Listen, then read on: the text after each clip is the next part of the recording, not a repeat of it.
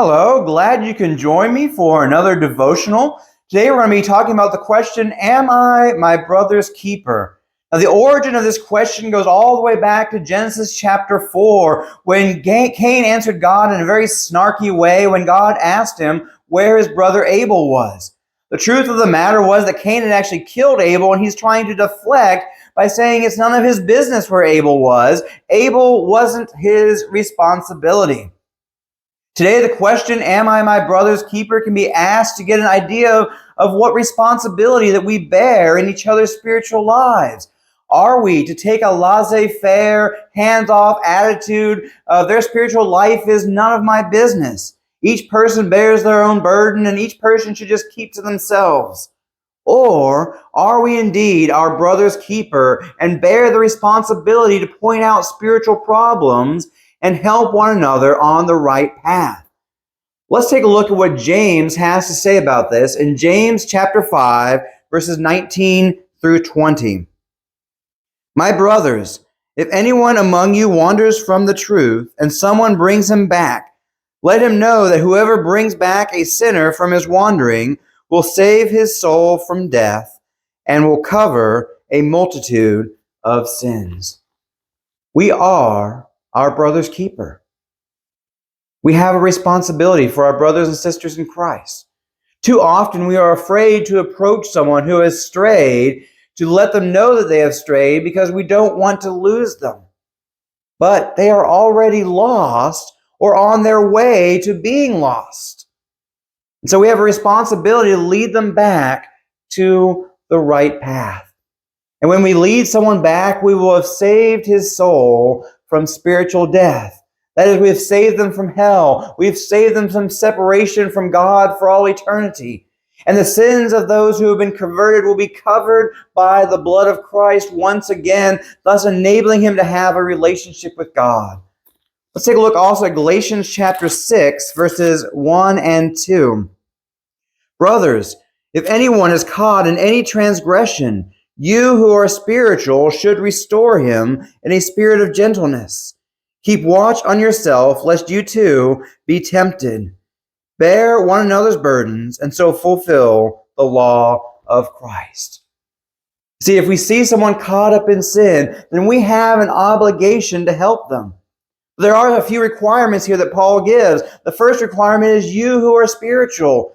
Goes back to what Jesus said about judge not, lest you be judged. We need to ensure that we do not have bigger problems in our own spiritual life when we are focusing on a minor problem in our brother's life.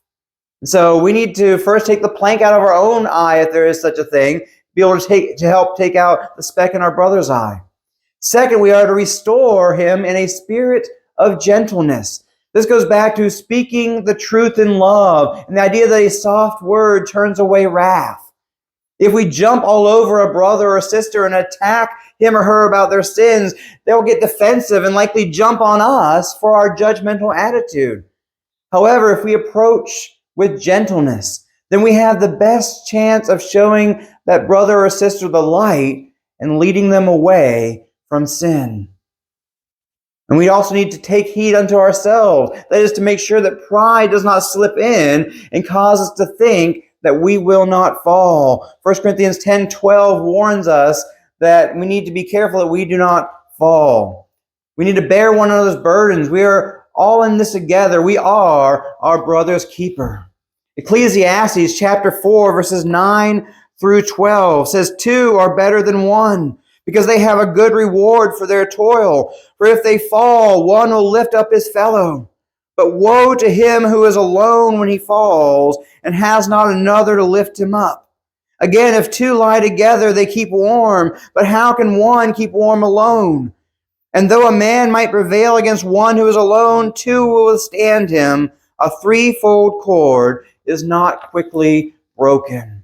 See, one person alone is weak, two together are strong, and three are even stronger. A whole family is unbreakable. When we stand together and we help each other, we are stronger and we can better withstand Satan's attacks.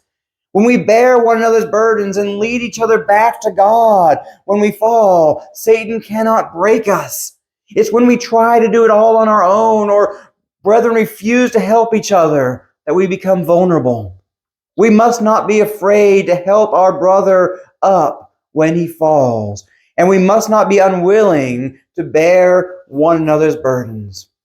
And so we do have a responsibility for our brothers. It's going to take a certain degree of discernment or judgment to decide whether they are doing something that is wrong. We are told by Jesus that we are to indeed judge not by appearances, but with righteous judgment in John chapter 7, verse 24.